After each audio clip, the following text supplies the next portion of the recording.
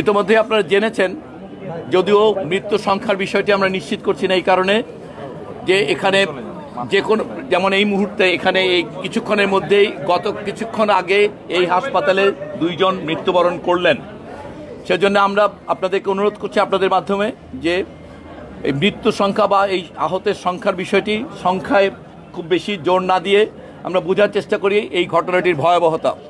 এখানে সব মিলে 7টি হাসপাতালে এই রোগীরা এই মুহূর্তে ভর্তি আছে। আপনারা ঘটনাটা জেনেছেন যে প্রাথমিকভাবে উত্তরার ওই অঞ্চলের হাসপাতালগুলোতে গিয়েছিলেন, বাট চূড়ান্তভাবে এখন প্রধানত এই ন্যাশনাল বার্ন ইনস্টিটিউটে এবং সিএমএইচে রোগীরা ভর্তি আছেন। এখানে প্রাথমিকভাবে রোগীরা যা এসেছিলেন তার মধ্যে এই মুহূর্তে ভর্তি অবস্থায় আছেন 44 জন। এখানে আমরা মৃত্যুবরণ করেছেন এই সংখ্যাগুলো বলবেন 3 জন এই হাসপাতালে আনার পর। এখান থেকে পাঠানো হয়েছিল 4 জনকে ঢাকা মেডিকেল কলেজে, তার মধ্যে 1 জন মৃত্যুবরণ করেছেন। সিএমএইচে স্বীকৃতভাবে এখন পর্যন্ত আমরা বলছি 12 জনের মৃত্যু সংবাদ নিশ্চিত করা হচ্ছে, সেখানে চিকিৎসাধীন আছেন 25 জন। সব মিলে সংখ্যাটা 88 জনকে আমরা নিশ্চিত করছি যে হাসপাতালে ভর্তি অবস্থায় আছে। মৃত্যু সংখ্যা নিশ্চিত করছি আমরা 17 জন, যদিও এখানে অনেকে কেউ 19-20 বলছেন। এই সংখ্যাগুলো আমরা আমাদের পক্ষ থেকে স্বাস্থ্য ও পরিবার কল্যাণ মন্ত্রণালয় বা এই প্রতিষ্ঠানের পক্ষ থেকে আমরা নিশ্চিত করছি না, কিন্তু এই সংখ্যাটা ভ্যারি করতে পারে, আমি বারবার বলছি। এখানে প্রধানত চিকিৎসার ক্ষেত্রে আমাদের যে দক্ষতা, এই প্রতিষ্ঠানের সামর্থ্য, দক্ষ চিকিৎসক, রক্ত, আনুষঙ্গিক সকল প্রস্তুতি সম্পূর্ণ আছে। এখানে প্রায় 9 জন এই মুহূর্তে আইসিইউতে ভেন্টিলেট করা অবস্থায় আছে এবং আরও অনেক ভেন্টিলেটর এখানে এবং ঢাকা মেডিকেল কলেজে তাদের প্রয়োজন হলে সেগুলো প্রস্তুত করা আছে। রক্তের প্রয়োজনীয়তা সম্পর্কে একটি আপনাদের সকল মানুষের আবেগ জড়িত। অনেক অজস্র মানুষ রক্ত দান করেছেন বা আগ্রহ প্রকাশ করছেন। রক্ত মূলত প্রয়োজন হবে আগামীকাল থেকে, এবং এই হাসপাতালে সাফিসিয়েন্ট যে সকল গ্রুপের যারা এখানে আহত হয়ে এসছেন তাদের জন্যে প্রয়োজনীয় রক্ত আছে। তারপরও আগামীকাল সকাল থেকে এখানকার এবং ঢাকা মেডিকেল কলেজের ব্লাড ট্রান্সফিউশন সেন্টারে রক্তদানে আগ্রহীদের রক্ত সংগ্রহ করা হবে। তবে মনে রাখা ভালো যে আসলে অতিরিক্ত রক্ত সংগ্রহ করে রাখাটা আসলে সত্যিকার অর্থে কোনো প্রয়োজন হবে না। অতএব একটি যুক্তিসঙ্গত সংখ্যক রক্তদানকারী আসলেই আমাদের পক্ষে এটা ম্যানেজ করা ভালো হবে। হাসপাতাল হিসেবে এই হাসপাতাল সিএমএইচ একটা প্রোটেক্টেড কারণ, সেই কারণে সেখানে মানুষের ভিড় কম, অতএব ওখানে ইনফেকশন কম হবে, রোগী দ্রুত সুস্থ হয়ে উঠবে। এই হাসপাতালের সবচেয়ে জটিল রোগীরা আছে। আপনাদের মাধ্যমে সকল মানুষের কাছে অনুরোধ করব, এই হাসপাতালের ভেতরে কেউ প্রবেশ করবেন না। আসলেই শুধুমাত্র ইনফেকশনের কারণে একটা বড় সংখ্যক মানুষের মৃত্যুর সম্ভাবনা তৈরি হবে। অতএব আমাদের চিকিৎসক এবং নার্স এবং সকল যে বন্দোবস্ত তাদেরকে সেবা করার সুযোগ দেন এবং আপনারা দোয়া করেন যেন এই বাচ্চাগুলো বাঁচানোর ক্ষেত্রে আমরা যেন কোনো ভুল না করি, আমরা যেন আমাদের কোনো সামর্থ্যের প্রয়োগ করতে ব্যর্থ না হই। এইটুকুই আপনাদের কাছে অনুরোধ, সমস্ত জাতির কাছে অনুরোধ, আপনারা এই ছোট্ট বাচ্চাদের জন্য দোয়া করেন।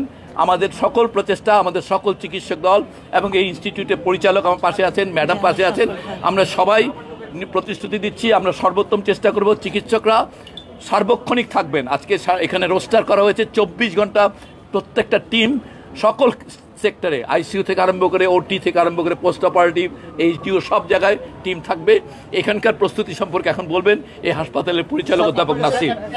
এই মুহূর্তে মৃত্যুবরণ করেছে আমরা বলছি যেটা 17 জন, এইটাকে আমরা নিশ্চিত করছি। এর বাইরে আমরা বলছি যে আপনারা জানেন যে আহতের যারা পুড়েছেন তাদের মধ্যে বেশি বয়সী শুধুমাত্র উদ্ধারকর্মী, সেনাবাহিনী, ফায়ার ব্রিগেড কর্মী এবং 2 জন শিক্ষক এবং 1 জন ওই স্কুলের স্টাফ।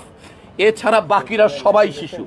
তো এই শিশুর সংখ্যা 100 বেশি এবং অন্যান্যদের সংখ্যা 15 জনের কাছাকাছি হবে, এটা এক্সাক্ট না। এবং এই 100 জনের মধ্যে অল্প কিছু আছে যারা ইতিমধ্যে চিকিৎসা গ্রহণ করে বাড়ি গিয়েছেন, সেই সংখ্যাটা খুবই কম। অধিকাংশই এখন আসলে হাসপাতালে আছেন। এখানে যে 48 জন 49, তার মধ্যে 2 জন শুধুমাত্র অ্যাডাল্ট, বাকিরা সবাই 18-র নিচে। এই বার্ন সম্পর্কিত ব্যাপারটা উনি বলতে পারবেন। তারপর আপনাদের মোটা ধারণা বলছি যে আসলে এই বার্নের যে ধারণা উনি বলবেন বা যেটা বলা হয় এটা একেবারেই প্রাথমিক মূল্যায়ন এবং এটা বাইরে থেকে দেখা। এই ধরনের বার্নের ক্ষেত্রে বাইরের বার্নের পাশাপাশি তাদের যে ইনহেলেশন ইনজুরিটা হয়েছে সেটা কিন্তু পরবর্তীতে তাদের আউটকামের উপরে খুব বেশি প্রভাব ফেলবে। অতএব বার্নের পার্সেন্টেজ দিয়ে কত মানুষ ঝুঁকিতে আছে এটা নির্ণয় করাটা অতি সরলীকরণ হবে। তারপরেও উনি প্রতিটা ক্ষেত্রে বার্নের যে ব্রেকআপটা এটা উনি বলবেন পরিচালক মহোদয়। লোকজন যত কম আসবে ততই আমাদের জন্য, রোগীদের জন্য ভালো হবে। আমরা শুরুতে একটা জিনিস জানেন যে এইরকম একটা ঘটনা ঘটবার পরে সারা দেশ থেকে মানুষ উৎকণ্ঠা উদ্বিগ্ন নিয়ে এখানে এসেছে। আমাদের পক্ষ থেকে আমরা শুরুতেই বারে বারে এই ব্রিফিংটা করছি এবং আপনাদের জন্য বলি, যারা যারা ভিআইপি লোকজন বা পলিটিক্যাল লোকজন অথবা অন্যরা আসছেন তারা কিন্তু কেউ রোগীদের কাছে যাচ্ছেন না। এবং আমরা আমাদের স্যাররাও কেউই রোগী দেখতে যান না, শুধুমাত্র আমরা যারা হসপিটালের সার্ভিস প্রোভাইডার তারাই শুধু রোগীর কাছে যাচ্ছি। যে সব কিছু দেখে আসছি, আমাদের আইসিইউতে এই মুহূর্তে যে রোগীগুলো আছে আইসিইউতে, সেগুলো আইসিইউতে দেওয়ার মতো সেগুলোকে আমরা দিয়েছি। আমরা আইসিইউতে অতিরিক্ত সিটের ব্যবস্থাও রাখা আছে, যদি প্রয়োজন হয় শিফট করার ব্যাপার আমরা অবশ্যই সেটা শিফট করব। কতটা সিট আছে আইসিইউ ক্যাপাসিটিটা? আমাদের নরমাল আইসিইউ ক্যাপাসিটি হচ্ছে 20টা। এর বাইরে আমাদের এইচডিইউ আছে, যেটাকে আমরা বলি হাই ডিপেন্ডেন্সি ইউনিট। এইচডিইউ আর আইসিইউর ব্যাপারটা হচ্ছে যে অক্সিজেন সাপোর্টের জন্য আমরা দিয়ে থাকি, আর ভেন্টিলেশনের ব্যাপারটা একেবারেই আলাদা। ভেন্টিলেশন আমার এখানে 20টা ভেন্টিলেটরি সাপোর্ট আছে, যাদের প্রয়োজন হবে। আমরা এই মুহূর্তে আমাদের ম্যাক্সিমাম রোগী আছে, কিন্তু সবার কিন্তু ভেন্টিলেটরে দেওয়া নাই। এই রোগীগুলোকে transferable from ICU to HDU, HDU to ICU, অর্থাৎ প্রয়োজন অনুসারে আমরা রোগীগুলোকে যার যেখানে নেওয়ার দরকার সেটা নিব। এটা নিয়ে কোনো প্যানিক হওয়ার কোনো বিষয় নেই। ধন্যবাদ। আর কিছু যদি আপনাদের বলার থাকে? না, স্যার অলরেডি বলেছেন আমাদের নিয়ারলি মানে 50%-এর মতো রোগী আসলে আমরা যেটাকে বলি প্রাইমারি ক্রিটিক্যাল কন্ডিশনে আছে। কিন্তু একটা কথা আপনাদের সবারই আপনারা জানেন, তারপরে আমরা আবারও বলছি, বার্নের পেশেন্টগুলো রি-ইভ্যালুয়েশনের দরকার হয়। হয়তো প্রাইমারি অ্যাসেসমেন্টে আমার মনে হচ্ছে 40%, এটা রি-ইভ্যালুয়েশনের পরে এটা 30-এ যেতে পারে, 45-এও যেতে পারে।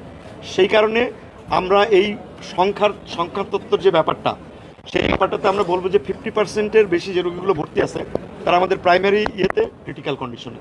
বাকি যারা আছে তাদেরকে আপনি ক্রিটিক্যাল কন্ডিশনে না বলবো, যে বিষয়টা অত্যন্ত গুরুত্বপূর্ণ।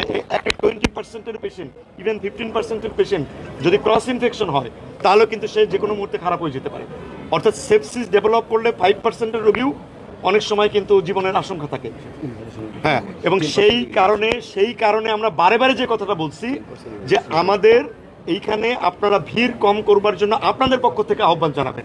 এইটা আমি মনে করি আপনাদের জন্য অত্যন্ত একটা ভালো কাজ হবে, আপনারা যদি কিছু মানুষকে মোটিভেট করে তাদের হসপিটাল থেকে দূরে রাখতে পারেন। পরিচালক মহোদয়, আমার একটা প্রশ্ন, সেটা হচ্ছে যে আইএসপি এর তথ্য অনুযায়ী এই ইনজুর সংখ্যা হচ্ছে 171। প্লিজ আমি এখানে আমার কথা শুনেন, স্যার বলেছেন, আমার কথা শুনেন। যদি আমরা চিকিৎসা নিয়ে কথা আসে, সেই চাপটা আপনারা নিতে পারবেন। এক্স্যাক্টলি, আমার এখানে নিচের যে 30টা বেড আছে সেই বেডের ম্যাক্সিমাম বেডই আবার রেডি করে রাখা আছে। If any new patient comes আমরা will be able to provide.